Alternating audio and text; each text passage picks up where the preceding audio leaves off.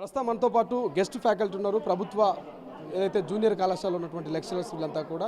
So వీళ్ళతో మాట్లాడదాం. ప్రధానంగా మీ సమస్య ఏంది? గత కొన్ని రోజుల కిందట మీరు ఆల్రెడీ ప్రభుత్వానికి సంబంధించినటువంటి నాయకులతో లీడర్లతో ఒక సమావేశాన్ని ఏర్పాటు చేశారు. సో మీ ప్రభుత్వ ఎంతవరకు మీకు సొల్యూషన్ ఇచ్చింది, ఎంతవరకు మీ సమస్యను పరిష్కరించే ప్రయత్నం చేస్తాం?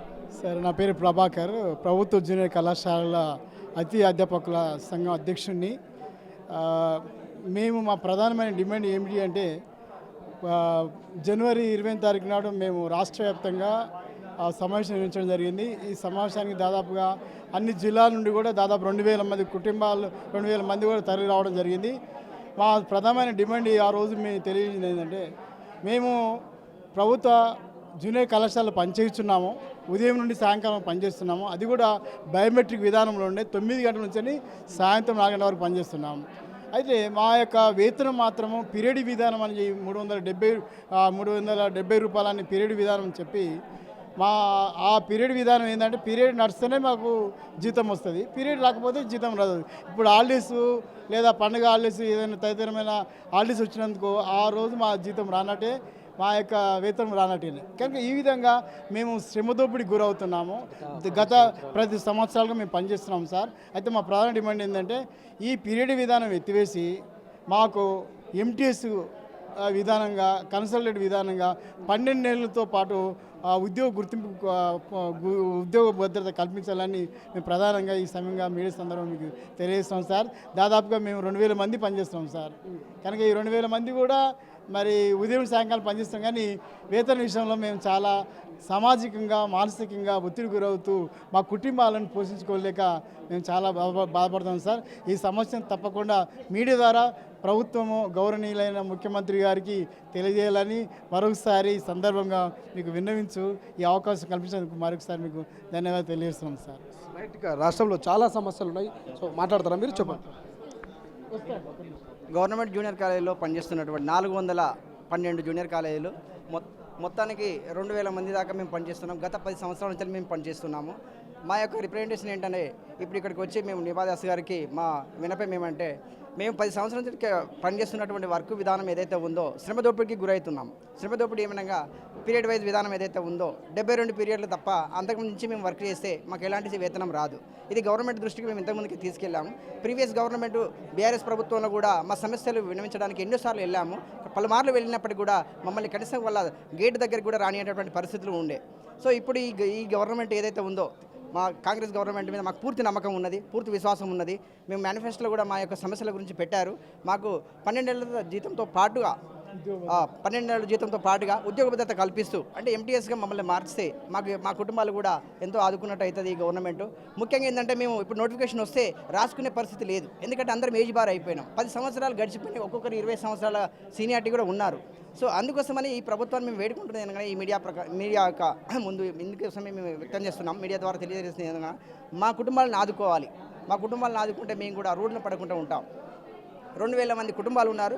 మాకు ఎంటీఎస్ చేసినా పర్వాలేదు, లేదంటే 12 నెలలు కన్సాలిడేట్ పేమెంట్ చేసినా పర్వాలేదు, మేము సంతోషంగా ఉంటాము. మమ్మల్ని ఆదుకునేటట్టుగా ఈ యొక్క గవర్నమెంట్ దృష్టికి తీసుకురావాలని మీడియాకు ముందు వేడుకుంటున్నాం. Thank you. ఇది మొత్తం మీద చాలామంది ప్రజా సంఘాల మీదేం సమస్య అమ్మా ప్రధానంగా గురించండి చెప్పండి. సార్, మాకు డిఎస్సి వేశారు, చాలా ఆనందంగా ఉంది.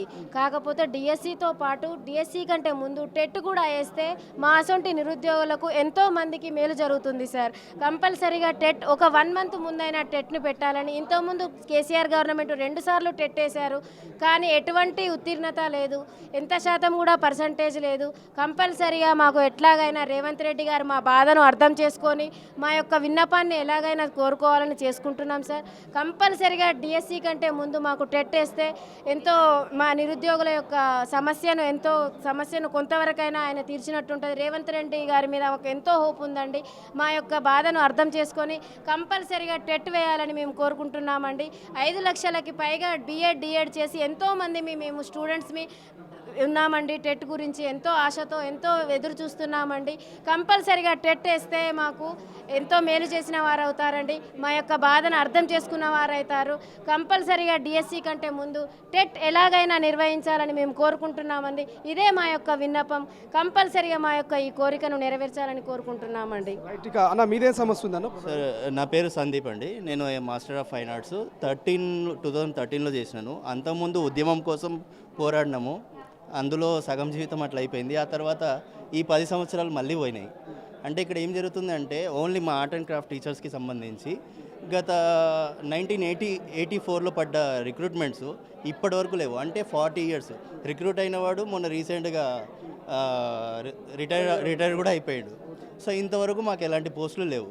మీరే ఆలోచించండి, గత 40 సంవత్సరాల నుండి లేని పోస్టులు ఇప్పుడు ఏదో డిఎస్సీలోనన్నా పడితే అన్న ఆశతో ఎంతోమంది ఆశాభావంతో వెయిట్ చేస్తూ ఉన్నారు. ఇప్పటికీ ఆ పోస్టులు మళ్ళీ మాకు ఫిలప్ లేవు. ఇప్పుడు పడ్డ డిఎస్సీలో కూడా మాకు ఆ రిక్రూట్మెంట్స్ అనేది జరగట్లేదు. కనీసం ఇకనైనా సీఎం గారి దృష్టికి మా వాయిస్ అనేది వెళ్ళాలని కోరుకుంటున్నాను. గత తెలంగాణ టీఆర్ఎస్ గవర్నమెంట్ రిక్రూట్ చేసుకున్న గురుకుల్లో కూడా మాకు అవకతవకలే. అందులో కూడా ఏం జరుగుతుంది అంటే మాకు ఎగ్జామ్స్ నిర్వహించడం జరిగింది. అసలు ఎలాంటి ఎలిజిబిలిటీ లేనివాడు కూడా వచ్చి మాకు కేసు వేయడం వల్ల మా జరగాల్సిన రిక్రూట్మెంట్ కూడా అయిపోయింది. అట్లా ప్రతి దగ్గర మాలాంటి నిరుద్యోగులు ఇంకా నిరుత్సాహంతోనే ఉన్నారు. కానీ ఉద్యమం టైంలో ఇప్పుడు ఉద్యోగం కోసము ప్రతిసారి ఇట్లా పోరాడుతూనే ఉంటే మరి అలాంటప్పుడు ఇలాంటి యూనివర్సిటీస్ ఎందుకు, టీచర్స్ ఎందుకు, లెక్చరర్స్ ఎందుకు, వాళ్ళకు ఆ శాలరీలు ఎందుకు, మా భవిష్యత్తుని ఆడుకోవడం ఎందుకు అనేది మా ప్రశ్న అండి. Thank you sir. నా పేరు షాహిదా సార్, సిద్దిపేట నుండి వచ్చాను సార్. అదే డిఎస్సిలో ఆర్ట్ క్రాఫ్ట్ మ్యూజిక్ పోస్టుల గురించి మాట్లాడడానికి వచ్చాను సార్. ఇంతకుముందు జరిగిన మీటింగ్లో దీపా మ్యామ్తో క్లియర్గా మా ప్రాబ్లం ఇది అని చెప్పాము. 1984లో లాస్ట్ డిఎస్సిలో నోటిఫికేషన్ వేసిండ్రంటే ఇంతవరకు వేయలేదు సార్. కానీ ఎవ్రీ ఇయర్ మన గవర్నమెంట్ త్రూనే మేము టీసీసీ కోర్స్ చేసి బయటకు వస్తున్నాం సార్. థౌజండ్స్ ఆఫ్ స్టూడెంట్స్ బయటకు వస్తున్నారు. అంటే మాకు ఎలాంటి దారి చూపించండి మీరు, ఎందుకు కోర్సులు పెడుతున్నారు, ఎందుకు బీఎఫ్ఏ ఎంఎఫ్ఏ కోర్సులు చేస్తున్నాము. మా వేకెన్సీస్ ఉన్నాయి సార్, ఈ డిఎస్సిలో వేకెన్సీస్ ఉన్నాయి. 1733 పోస్టెస్ ఉన్నాయి. అందులో అన్ని 17 కాకపోయినా ఒక 1000 అన్న చూపించండి కనీసం. ఇప్పటికైనా ఈ మెగా డిఎస్సి అన్నారు కానీ మా మెగా డిఎస్సిలో మా పోస్టులు లేవు. ఈసారి కనీసం ఈ దీపా మేడం వల్ల కానీ కనీసం ఈ డిఎస్సిలో మా వేకెన్సీస్ చూపించాలని నేను కోరుకుంటున్నాను సార్. ఇది మొత్తం మీద ఇక అదే పౌర సంఘాలకు సంబంధించిన నాయకులు కావచ్చు, ప్రజాస్వామిక సంఘాలకు సంబంధించిన నాయకులంతా కూడా వచ్చారు. నిరుద్యోగులు ఉన్నారు. సో ఒక్కొక్కరిది ఒక్కొక్క సమస్య. ఒకరు మెగా డిఎస్సి కంటే ముందే టెట్ నిర్వహించాలంటూ మరికొందరు, ఇంకొంతమంది గెస్ట్ లెక్చరర్లంతా కూడా మమ్మల్ని పట్టించుకోవాలి, మేనిఫెస్టోలో మా సమస్యల పరిష్కరణకు సంబంధించిన అంశం పొందుపరిచినట్టు కూడా వాళ్ళు. సో ఇలా వీఆర్ఏకి సంబంధించినటువంటి నిరుద్యోగులంతా కూడా ఇవాళ దీపాదాస్ మున్షి గారిని, కాంగ్రెస్ పార్టీ టీపీసీ ఇన్ఛార్జ్ గారిని కలవడం జరిగింది. వాళ్ళ సమస్యల్ని ఇక ముఖ్యమంత్రి గారి దృష్టికి తీసుకుపోవాలన్నటువంటి రీతిలో వాళ్ళ యొక్క సమస్యలను అయితే వాళ్ళు చెప్పడం జరిగింది. సో చూద్దాం ప్రభుత్వం మరి వీరి విషయంలో సానుకూలంగా స్పందిస్తుందా మరి ఏంటనేది మరికొద్ది రోజులు వెయిట్ చేయాల్సిందే. కెమెరా పర్సన్ అజయ్తో శ్రీశైలం, తొలి వెలుగు, హైదరాబాద్.